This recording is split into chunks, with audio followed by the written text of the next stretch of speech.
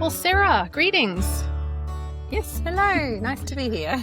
Nice to see you in your morning time, my evening time for this Be Love conversation. And we've been getting to know each other over these last months. So we know a lot of each other's stories. But I wonder what might emerge today, because I see you as someone who knows a lot about love, has experienced a lot of divine love and through your experiences. And I love the fact that you have had real direct experiences of God and of awakening. And you're an ordained minister and you live in the church world. And I'm so interested in how all of that intersects, because this podcast is really motivated by the belief that love is the only thing that's really real, that it's really guiding this show, that we're being led by divine providence in a direction, and love is the motivating energy.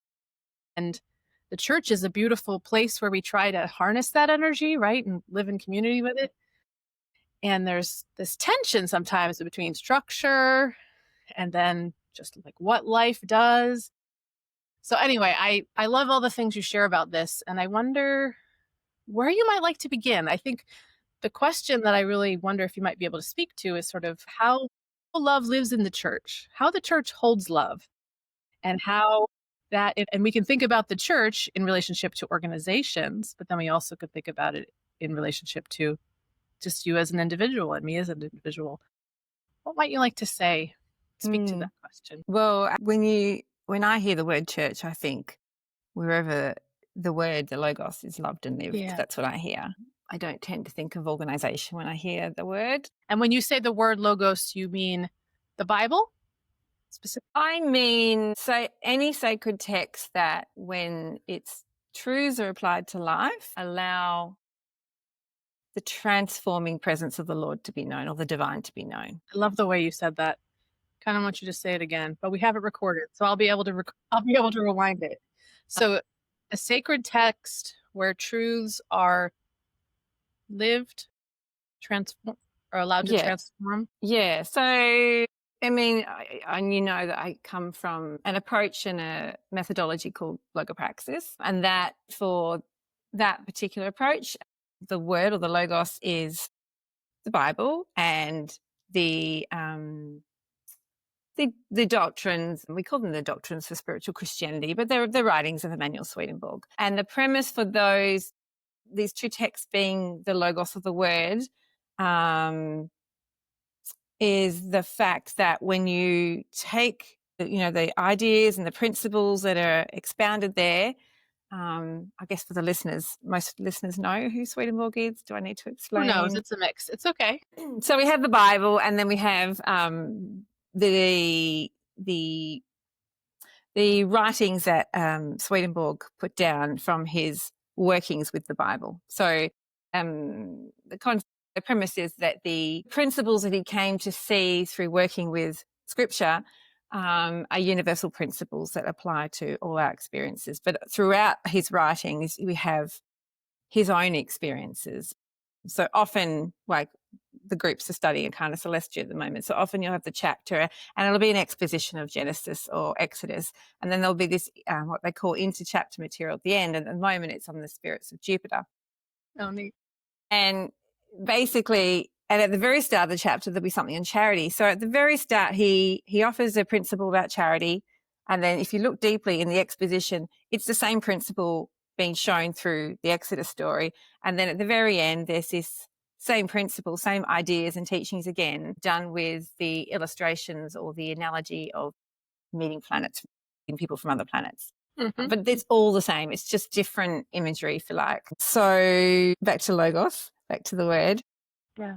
Yeah. So the premise is that wherever principles of truth are practiced from whatever your sacred text is, if they allow the transforming presence of what is divine to be made known in your life, then that is what the Logos is, because the word is, the word made flesh. Jesus is the word made flesh. And that's what makes the church, and that's what allows love to do its work or to transform. Yeah, so the church is where the Logos of the word is loved and lived. And, Swedenborg talks about this Trinity, which I know Be Love podcast is based around. And there's a wonderful, just a really simple quote from Divine Providence. I can't remember, maybe 259. I can't remember the number, but it's the idea that love finds its fulfillment by means of truth or wisdom. Yeah. So love is really something that we can't express or articulate. And as soon as we try to express it or put it into language or explain it, we're moving in more into the realm of statements of truth or statements of our understanding of truth. I should probably premise that none of us can ever actually be in divine truth, but we're all in experiences and we're all in an unfolding, ever-changing experience of truth. And when I say use or put into action, I don't think of use as something necessarily physical that we're doing. I think of it, use is the application of truth to self-examination, self-observation. So the idea is that when we take in truths that we can't otherwise find within ourselves, they offer different ways of thinking and perceiving reality that has a huge impact on how we have relationships, in particularly to suffering and to other people's suffering as well, in terms of anxiety, depression, any negative state that you can think of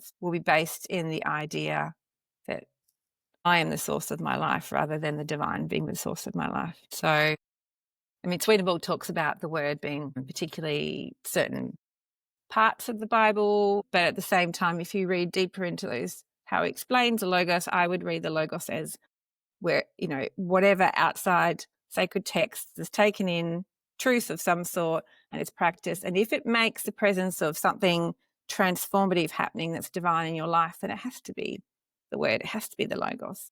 In ancient cultures, there wasn't a written word, there was an oral word. I love what you're sharing. And I think of this as well, that we have these beautiful sacred texts. I'm doing a podcast with my husband right now on Revelation. So we're talking a lot about Revelation. I saw it. Yeah, wonderful. Yeah, I'm excited to follow it.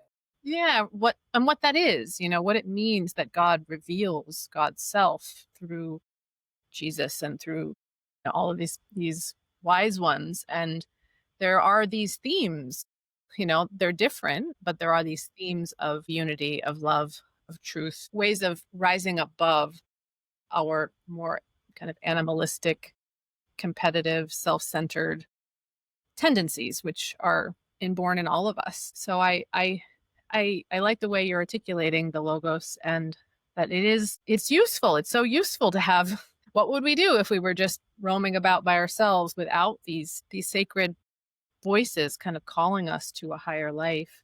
Is that always been how it's been for you? Has it always been the Bible? Have there been other voices that you have heard over the years that have called you to transformation through either living people or? So I grew up in the Swedenborgian church, and I obviously had, I was taught stories, Sunday school, scripture. Yeah. What's interesting is I haven't retained a lot of it. So there are some stories that I remember strongly, but not many. And often when I come to scripture now, I'm like, oh, I haven't read that before. And then I look back and I'm like, I know I have, because I did a study on that chapter, that whole gospel, but I don't seem to retain it very well. So I would say early on, I had just had a very, very strong, I want to say awareness, but it was more like an inner experience of feeling connected to spirit life, spiritual world. And I'm sure it would be a lot of what I was taught or what my parents told me about what spiritual life was like. But I know my other siblings didn't have that connection. So for me, God or the Lord or the divine was always this presence that I felt within, but I used to talk to. I didn't actually physically, I didn't visually see things, but I could experience things. And I was that child that would go out and sing to the morning in the trees and, very experiencing angels around me and talking to me. And then I guess I had a couple of early awakening experiences. I started reading Heaven and Hell when I was about 13. What I discovered, I was reading at nighttime. I discovered whatever I read, I'd dream about that night. So I very quickly decided I wouldn't read about hell because I didn't. Smart. Very smart. And I had a couple of people that were formative in my life die. One was a Sunday school teacher, and I had like a visitation dream from her after she died. Then my sister died when she was 18 and I was 20, and that was pretty traumatic because that was suicide. And so I had a visitation dream from her too. And I had a couple of those strong experiences and a lot of dreams, in teen years. Mm-hmm. But the Bible wasn't a big part of Yeah. things then. And I probably would have said in my teens and my 20s, I knew a lot of Christians at university, college. But I never, I tried to explain where I was coming from and that wasn't very well received. But I never really felt very connected to Christianity. I felt more affinity with Eastern philosophies, the little I knew about, maybe Chinese or especially Taoism and I'm not good at remembering names of specific religions or where pieces have come from, but it was all I understood the idea of symbolism and that kind of stuff. It wasn't until probably, we've heard my story before, but it wasn't until my years that I had what I would call a spiritual awakening, and it was very dramatic and very disruptive. Yeah. Very disruptive. And that's when I came back to the Bible. Yeah. Yeah. Well, that's what's so interesting about, you started this sharing your insights into the Logos as the place where, like, that's what makes church. That's that connection point. And you shared you had these early experiences of angels and kind of feeling connected to the divine. So it sounds like both are maybe true. Is your sense that the I don't know, I wonder, because sometimes when I think of your early connection to this sense of the spirit and then your spiritual awakening, if you hadn't come back to the Bible, like, do you feel like you would have just spun off the planet? Like, what's the, I guess it seems like there's maybe a both and. Yeah. And, like we stay, like the premise, and just going back to the premise too, and Swedenborg talks about this, there has to be something outside of ourselves that is offered as a form of truth. In and of ourselves, we're trapped in this cycle of what Swedenborg calls the native will, then I call it the native proprium, the native sense of being. Mm-hmm. So there has to be something that's higher or outside of us. Like without some kind of divine revelation, and most of it these days is in written text, we're just kind of trapped in this endless cycle of self. I guess I just wonder, I think of you out there singing to the morning, and I often think of the Logos as something that is in scripture, and it's also in the natural world to a certain degree, in the patterns of nature and the patterns of sun. There's a language. So I just wonder if God would even make a way to communicate through the morning, through the natural world. Doesn't mean any of them isn't, any aspects of the Logos are not necessary or not useful, but just that they're multitudinous. It sounds like you were connected in different ways at different times of your life. Sure, I had all those experiences, but some of those I'd say would be shaped from the fact of what I was taught about the spiritual world. So that knowledge is out there and I'd taken it in, but it was very, very innocent, very young. Can I make distinctions between one or the other? Probably not. But the fact that the greater humanity, the information is out there somewhere, whether I am directly aware of it or not. But I think there does come a point in one spiritual path where some sort of written text is needed. Mm-hmm. And that's certainly been true for you, because the Logopraxis sounds like it's just this very rich, alive, living faith that you are experiencing in the Logopraxis. Whenever I hear you speak of it, you seem very alive. Well, it was, and it's not so much Logopraxis. It's a very simple methodology, but the premise is to point people back to the word. So it's just a different way of engaging, or a deeper way of engaging with the word. So, to answer your question, as a 9-year-old, I remember sitting in church and feeling called, but not really understanding that. And the idea of not coming back to the Bible, I always had a sense that something would arrive.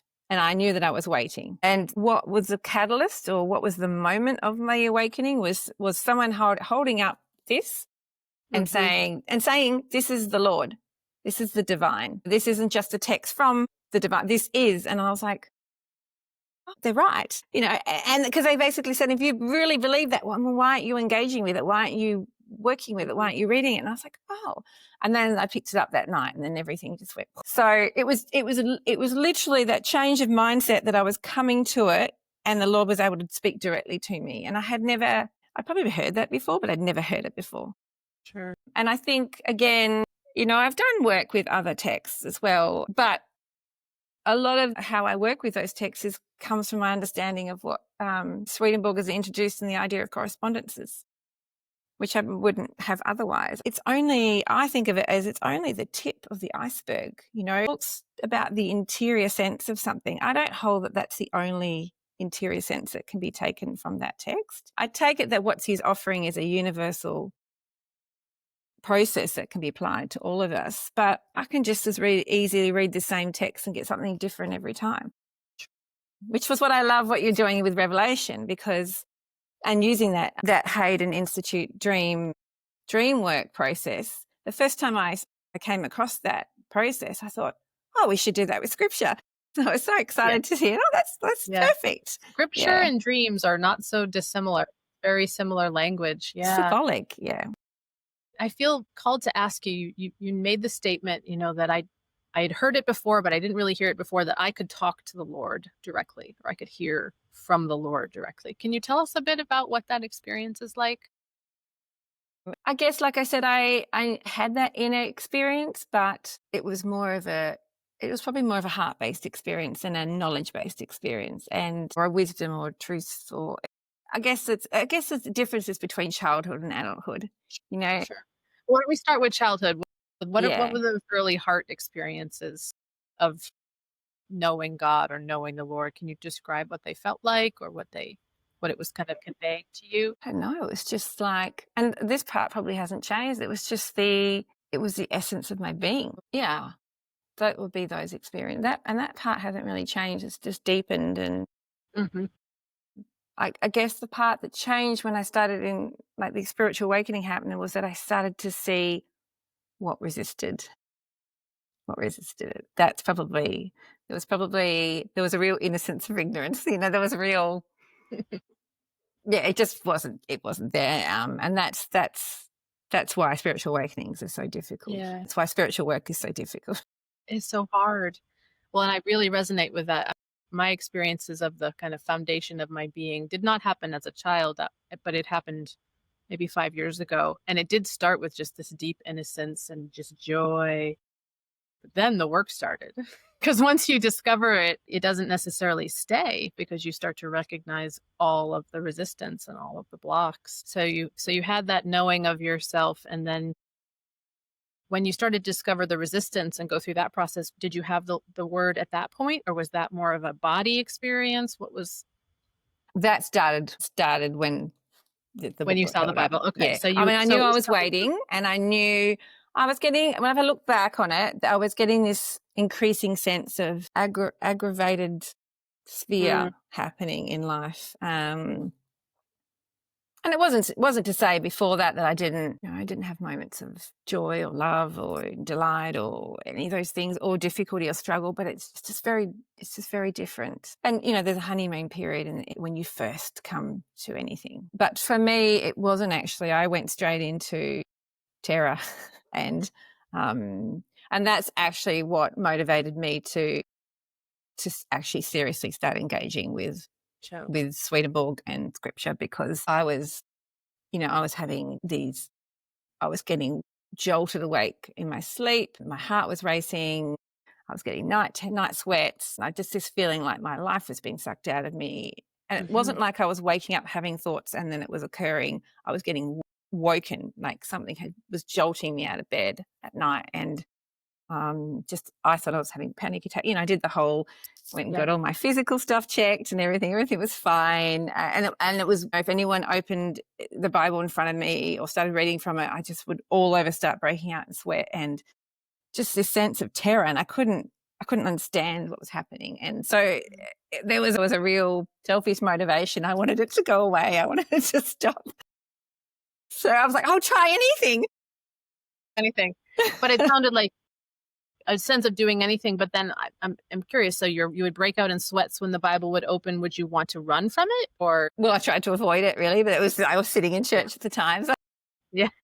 I just didn't really know what was happening, right? So, Yeah. that's when and someone said, "Oh, I think you need to try, give a Yeah. Logopraxis a try," Yeah. and I went for 6 months not being able to find a group, and it wasn't until I actually, just because I couldn't make the times work of the meetings, when I finally found one, because I had young kids at the time, and it was like balm. It was just, I was like, oh, That was my next question is, so it immediately brought a sense of relief to be yeah, in yeah. that process. And that's a big part of LP Logopraxis is very much individual and group. It's an Mhm. idea, it's a continual experiment of what it means to be as a collective, with the word as the center of what is everything, and that's what it Yeah. means to be a church, kind of. Yeah. So, and I think part of that is it's a 2-week cycle. So there is a sense of rhythm, and there is a sense of, I've chosen something to work with. I'm going to work with it. Might have been really difficult, and I feel like I've got nothing to bring or whatever, but I'll bring it. And just when all those things are kind of shared, something happens. And it's like you're bringing your gift and placing it on the altar. And there's this premise that whatever I've brought now is not mine. It never was. It's whatever the word has worked, the Lord as a word has worked in me. Here it is. And there's kind of like, I wouldn't say closure, but there's a sense of that's done now, we move on, but everything still Mhm. continues. And even the meeting structure is based on 3 rounds, which is based on the awakenings process that's described in Heaven and Hell, of working with external things, working with interior things, and a state of instruction, which is, something we go through cyclical. Anyway, I think about that every time a new truth is integrated, or every time we go to the text, that Mm. process starts and Mhm. restarts. So Mhm. it made a huge difference having others to be with. Yeah.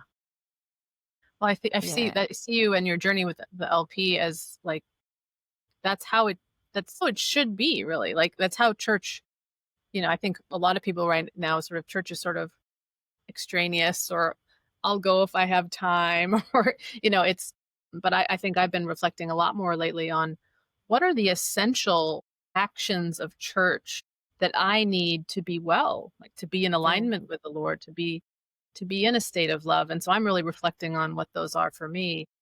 It sounds like the LP process really does it for you. Like, are there other things you do in your week or in your days that help you to stay grounded and in? Not really. And that's the beauty of, I guess, the format of LP. It's very simple. I mean, obviously you can engage with the word as much as, or sacred text as much as you like Mhm. during that Mhm. 2 weeks. But the Right. idea is just is going to it, listening for what reaches out to you, learning to trust that it can carry you through no matter what, picking one thing. And the idea of picking as a task and working with it isn't really about it's never about achieving the task.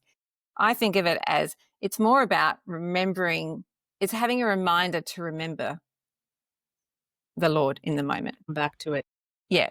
So it's just a practice, like, particularly if I'm struggling, if I can, do some triggers every time I feel like I'm struggling, remember this, whatever. And you might not even remember what you've written down, but it's really just a prompt to try and integrate spiritual practice in everyday life. Sounds very wise. And I've often described to people, like, the reason we come back in church to church is because we forget. We need constant reminders to remember what's true. So it sounds like this practice really encourages you to do that, to remember over and over. Yeah, and having a group, but having some kind of Yeah. sense of responsibility. Accountability. I need to work for others, Yeah. because Not just my for yourself. work makes a difference. And I really believe that each of our work makes a difference, not just to Yes. that group, but actually to the conscious collective Yes. of the spiritual realm, because we're all interconnected. So our work makes a difference to the conscious collective of suffering, just as it does the conscious collective of Yes. spiritual happiness. Yeah. Well, it does feel like logopraxis is not only encouraging you to connect with the word, but it's almost created, the form of it is embodying the truths that we're relying on God, that we can help each other, we can serve each other, we have wisdom to bring. I love that. I wonder if you can think of, I know you've been doing this a long time and maybe I should have asked you ahead of time to bring this to mind, but can you tell us about like a 2-week period that you keep in your memory of either a passage that you were working on, how it came up in your life, and how it affected you? Does anything come to mind? Something comes to mind, but it doesn't sound very profound. That's all right. um, Real is good. One that I worked heavily with, and this is early on, and this is a good example of very practical, but at the same time not. My task, I made it quite practical. My task was to, every time I found myself doing dishes and feeling grumpy that no one was helping me, Yes. to I know the feeling. practice observing those negative experiences Hmm. and to see if I could. It was really just to observe the negative experiences, actually, more than anything, and to just kind of open to the inflow of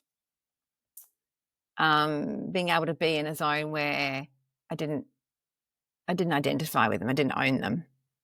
Uh, I think, you know, a huge part of the work is just being able to see what's present. And I guess in LP we say you don't even really need to do anything about it, because just by acknowledging that something's there, it makes something new possible. And this task was really difficult for me, and I worked with it like more than 1-2 week period.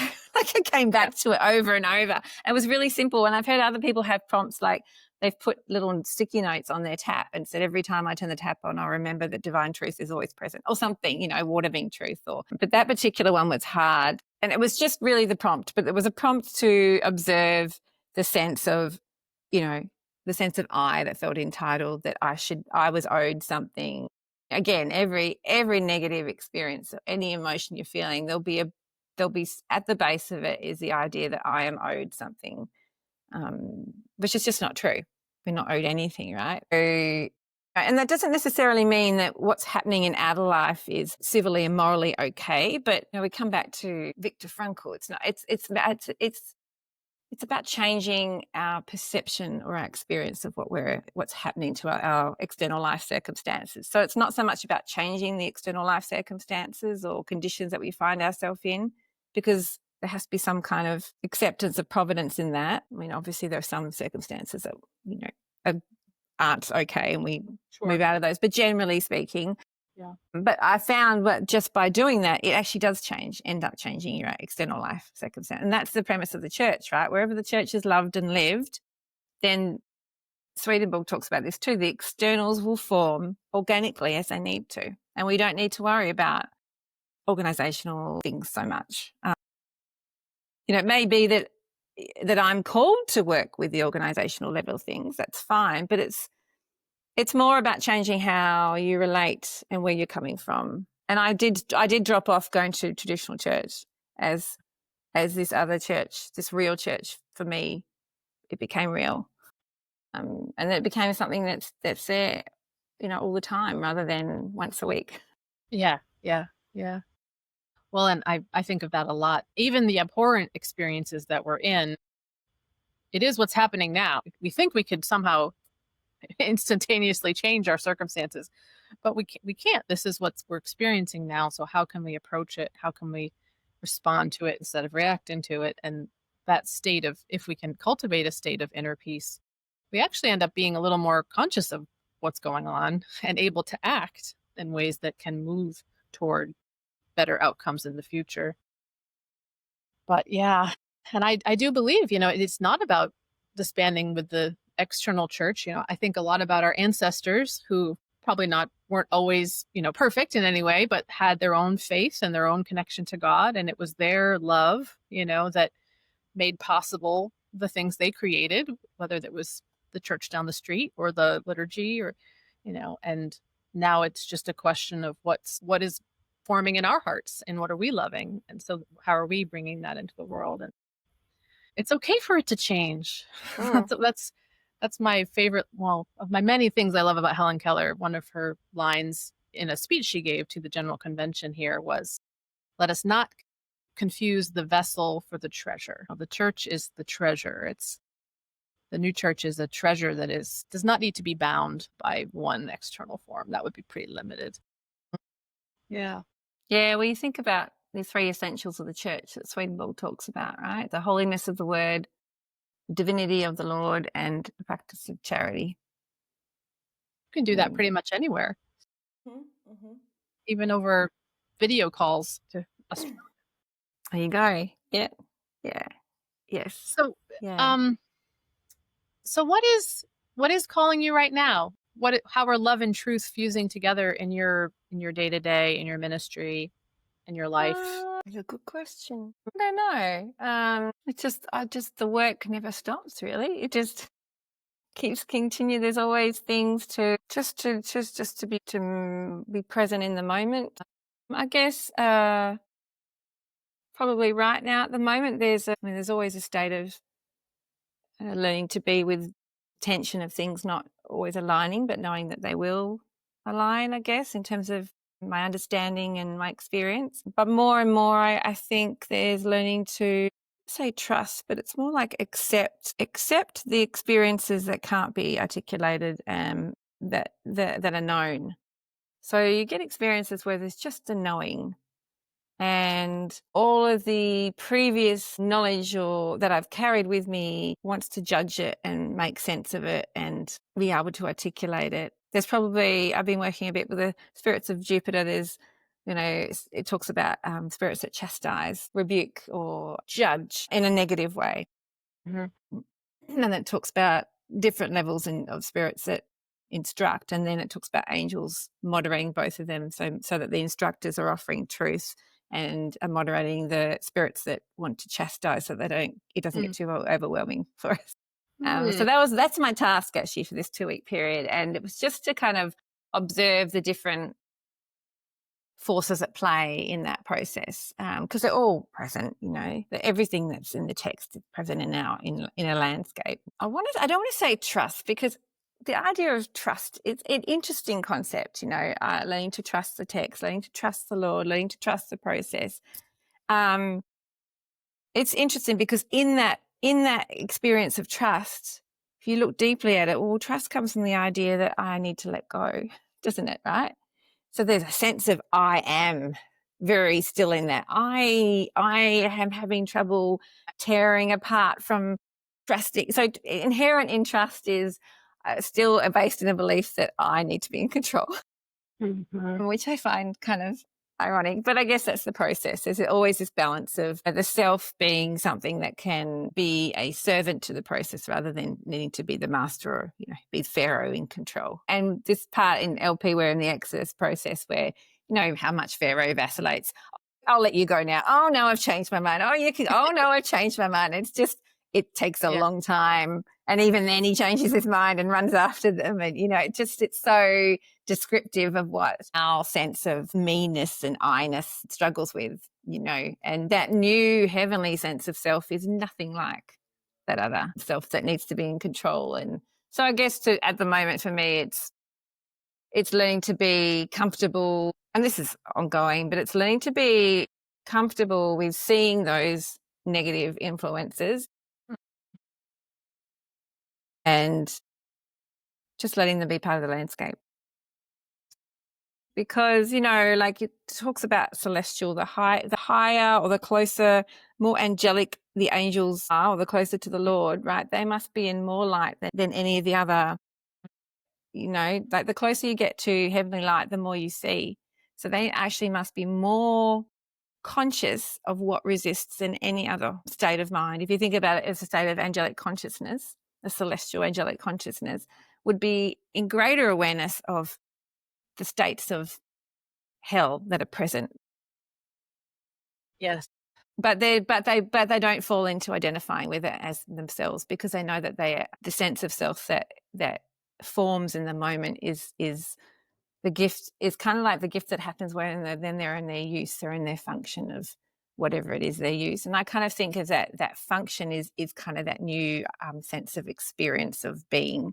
When you're in something immediately in the use, there is no thought of I need to do this, or there's just being in the moment of that function, if you like, or that, then he talks about the grand man, the heaven looking like a human body. If you think about the function, to be just in the functional thing in the moment. There is no thought of self. There just is isness, which is what the Lord is, right? I have a friend that says that he calls it the business of isness.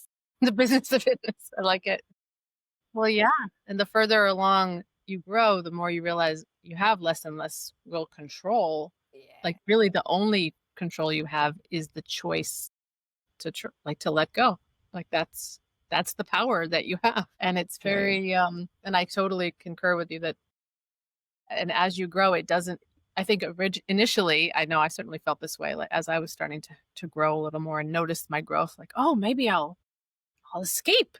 I'll get to escape all of this this suffering, this human suffering. And there's sort of that temptation because you do experience, I think when you experience your being, there is so much bliss and joy. And you're like, oh, we could eradicate all of this lower stuff, But it doesn't seem to really go that way. It seems like you just become more aware of it all, but hopefully aren't pulled into it in quite the same way. And, we see that on we talk about this, we're having this conversation on a inner self microscopic level. Yeah. But of course it's projected onto a macroscopic worldwide level too. That comes up a lot I've noticed with people in LP work, the struggle to make sense of what's going on in the outer world, in terms of war and injustice and really, I guess what I always kind of bring people to is that what's most important in that is your response to that and using this. I'm not condoning this or saying this is right or wrong, but I can't watch the news. And I stopped watching it a while ago because I'm like, I can't do anything about this, but I can do something about my personal life, with my interaction with you right now. I can make a difference there. And I'm not saying that, people who are called to work in the wider community, that's obviously their calling. But what we all individually can do is do our work with the word or with the logos or with truth or do our spiritual work, because if we work with that and it changes us and it makes a difference for how we interact with that person, and then, we know there's a stream in that. But also if you think about the fact that you, me are part of a collective consciousness and we don't really know how that all interacts, but whatever is seen in the wider world, representations of negative, hellish spiritual influences is actually a projection of our own inner landscape. It's not like they're disconnected. So the most important thing is in the things we see out there is my response to them. What can I learn from that? What can I observe? My interpretation of what I'm experiencing is where we can work and where it does make a difference. Yeah. And I like to, I don't know quite how this all works and what is time and all of that, but it does sort of seem like the world we are witnessing right now, like there's maybe a little bit of lag. So it's basically, it is here because of probably the inner state of, I don't know, one generation back to maybe many, who knows, but that if we want to have any impact on future generations, it's the work we're doing now in our spirit that is going to lay the groundwork for a little more peace or more anguish, more turmoil, Yeah. And it is a way to feel like you can participate even if you can't change all of the things that are happening in the greater world. True.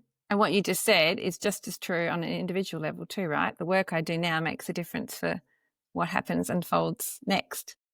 So it's both. Yes. It's not like we exist only on an individual level. We exist on all those levels. Yes.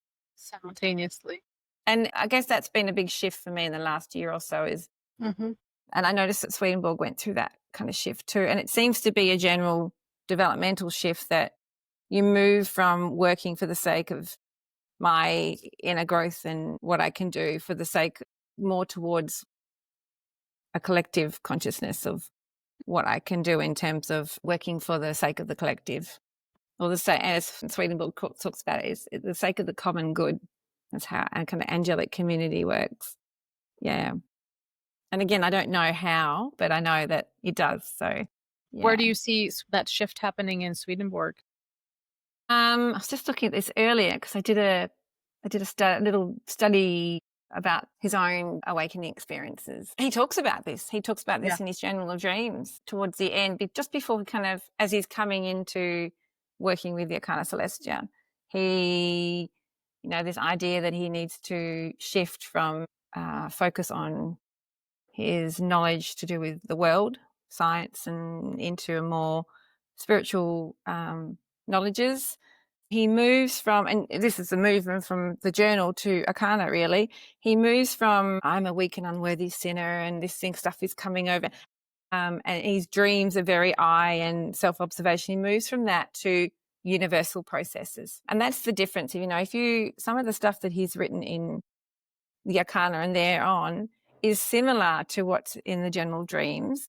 Mhm. Or, he's still giving us, like, what what's the organizational church calls memorable relations. Mm-hmm. To me, they're just they're spiritual experiences. Yes. But he's observing them with less personal interpretation and more about what this means universally and how can this be applied to everyone's process. Mm-hmm. He still talks like, I did this and I did this, but there's less emotional evaluation.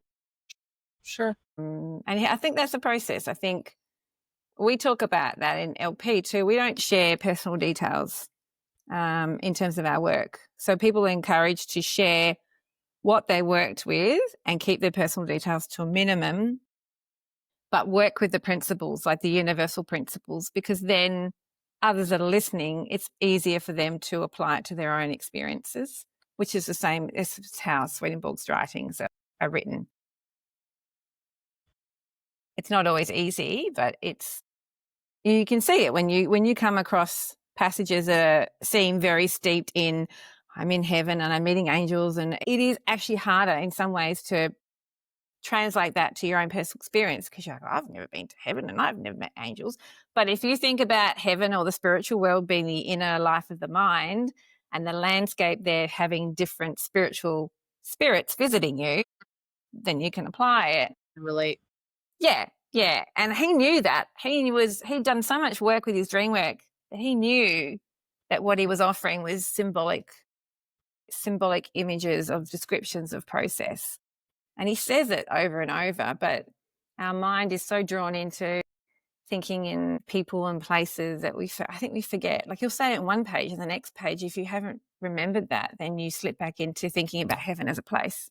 And he clearly says heaven is not a place. Sure. Well, maybe that's also part of our development.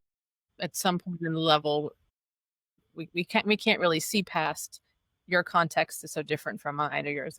But then at some point we can start to see these universal truths that play out in many different can play out in different scenarios. I tend to lean more on the side of wanting the personal details, because I think for me it makes it easier for me to relate to someone when I see it playing out in like detail of life. And I'm always shocked, like, we think we're so different, but often, like, the thing that we're experiencing, even in its particular, is something there are plenty of other humans, struggling with on the planet. So there's probably a use, and it probably is just preference. For some people that can connect, and for other people it can separate. It's definitely a different way of expressing, and people often say it feels cold. Yeah. Which is actually, when you get into it, is anything but. And it's not like they don't share, like, I completely cut it out, because you have to have some point of reference. Yeah. But it's the same with scripture as well. I was just thinking that, the Bible, if you come at it reading it literally, it doesn't relate to your personal process. It's just what you're doing with Revelation, right? You're trying to remember that it's written in symbolic language, and there is a process that can be accessed for everyone. But that is the beauty too, that, you do have that literal level, and for some, that's all should. And I say some, I don't just mean people, I mean some states of life in all of us. That's what we need. That's what meets the state of the moment. And you think about how often Psalms are read when you're in a state of crisis and struggle. You don't usually thinking about the internal process. You're just thinking about, this sounds nice and it's calming and it's, or just the idea of Jesus, washing someone's feet, like there's some very literal experiences that people can relate to and connect with immediately. And it's the same with ideas of heaven and hell and afterlife, and probably not so much the people meeting people from other planets. But again, if you think about those as, all the different types of, if you think about your mind as a universe and all the different people from other planets in different states of mind with different qualities, then it's no problem. Yeah. There's lots to discover from it all. Yeah. Well, and listening to you, it does, especially your description of some people perceive the keeping out the personal details as cold. There's just so many different types of people on the planet, and not everybody is going to like all the things. I think of that so often. And yet, and a lot of it has to do with love. It sounds like, there's love in that group. That people care. That the word is here. And so there's a trust. I often think that for people who are turned off by things, oh, it's too cold, it's too that, there's a feeling like I don't belong here. I think that's one of the questions we hold as we build church, we just have to do what's in integrity with us. And it's okay if it doesn't meet everyone. And that love is what kind of does draw us together in those places. Which is what Swedenborg talks about, right? Spiritual communities, like-minded are drawn together. And it's not just, that's throughout any sacred philosophy of the idea of, yin yang and energies and and again, absolutely, this approach LP is not for everyone, and this other approach is not for everyone. And again, if you can hold that everyone is in process, everyone is exactly where they need to be. We don't need to worry about other people's spiritual development and growth, and that we are all part of a collective, and that collective is a functioning human body. Well, the functional part is, the dysfunctional is a dysfunctioning. I really like Swedenborg's image of the heaven looking like a human and then the upside down heaven looking like hell. And, the collective consciousness here on earth is part of that. Every little tiny dot and jot has a place in that. Yeah. So again, what you said, you work with where you're called, and if people are practicing, then the church will grow. And the piece in that puzzle that is of interest to me and that I'm sitting with is, and sometimes new forms are needed. Absolutely. So, someone created Logopraxis, and maybe that's who I need to interview next. When did it start? Can you? I think I want to say. And who was the originator? Was it a group? So David Miller started. It was David Miller. Okay. Yeah. So he took that step of having a idea of a new way of gathering and then bringing it into being. I think it was based on what he was already doing in his own process, and the idea, and working with small groups. It was the small group based idea, but it was the idea that these books are no use on a shelf, and really, that we can agree on. You're not going to get much out of going to church once a week and hearing someone else speak, because I always think the person that gets the most out of a sermon is the person that's worked with the minister. Written. Yeah.